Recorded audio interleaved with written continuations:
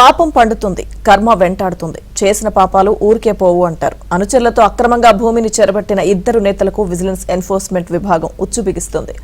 గుడివాడలో గడ్డం గ్యాంగ్, గన్నవరంలో వంశీపై అధికారులు చేసిన విచారణలో కళ్లు బయర్లు కమ్మే నిజాలు బయటపడ్డాయి.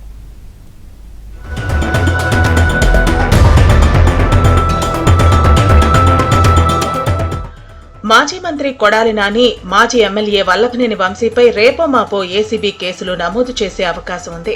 వైసీపీ ప్రభుత్వంలో కృష్ణా జిల్లాలో ఇద్దరు నేతలు ఆడిందే ఆట, పాడిందే పాటగా మారింది. చంద్రబాబు కుటుంబ సభ్యులపై నోరు పారేసుకోవడమే కాకుండా విచ్చలవిడిగా వ్యవహరించారు.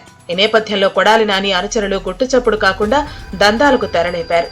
జగనన్న కాలనీలో మట్టి తవ్వకాల్లో భారీగా అక్రమాలు చేశారు. అంతేకాకుండా బినామీ పేర్లతో అకౌంట్లను ఓపెన్ చేయించి వారి ఖాతాల్లో ప్రభుత్వం నుంచి డబ్బులు జమ చేయించి డ్రా చేశారు. భారీ లావాదేవీలు జరగడంతో జీఎస్టీ అధికారులు నోటీసులు జారీ చేశారు.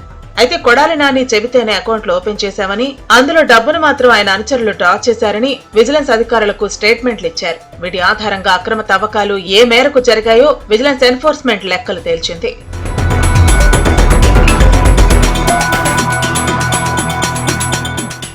గన్నవరం నియోజకవర్గంలోని పలు గ్రామాల్లో అనుమతులు లేకుండా మట్టి తవ్వకాలు చేసి వంశీ అనుచరులు పెద్ద ఎత్తున డబ్బు సంపాదించారు. చివరకు ప్రభుత్వ భూములను వదలకుండా క్వారీలు మాదిరిగా తవ్వి మట్టిని అమ్ముకున్నారు. లీజుకిచ్చిన అనుమతుల కంటే ఎక్కువ తవ్వటం, మైనింగ్, రాయల్టీ, సీనరీస్ కూడా ఎగ్గొట్టారని విజిలెన్స్ విభాగం విచారణలో తేలింది. గన్నవరం నియోజకవర్గంలో పలు గ్రామాల్లో జరిగిన మట్టి తవ్వకాలపై విజిలెన్స్ విభాగం కొలతలు తీయటమే కాకుండా ఏ మేరకు తవ్వకాలు జరిగాయో నిర్ధారించి నివేదికను రూపొందించింది. ఈ నివేదికలో వంశీ అండ చూసుకుని అనుచరులు అధికారులను బెదిరించి ప్రభుత్వానికి వచ్చే ఆదాయాన్ని కొల్లగొట్టారని విజిలెన్స్ విభాగం ఆధారాలతో తేల్చింది. 40 మంది అక్రమ మట్టి దందాలో కోట్లు గడించారని విజిలెన్స్ విభాగం తేల్చింది.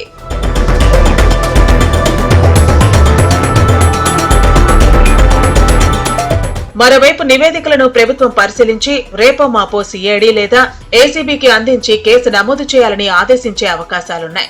ఇందులో ప్రధానంగా ప్రభుత్వ ఆదాయానికి గండికొట్టడం, బినామీ అకౌంట్లను ఓపెన్ చేసి చేయని పనికి చేసినట్లు బిల్లులు సృష్టించి డబ్బు డ్రా చేసిన వైనం ఏసీబీ పరిధిలోకి వస్తుందని న్యాయ నిపుణులు సలహా ఇచ్చినట్లు తెలిసింది.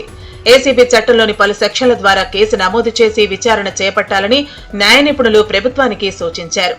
విజిలెన్స్ విభాగం నుంచి పూర్తి నివేదిక అందిన తర్వాత రేపో మాపో ప్రభుత్వం ఏ సంస్థతో దర్యాప్తు చేయించాలనేది నిర్ణయించే అవకాశం ఉంది.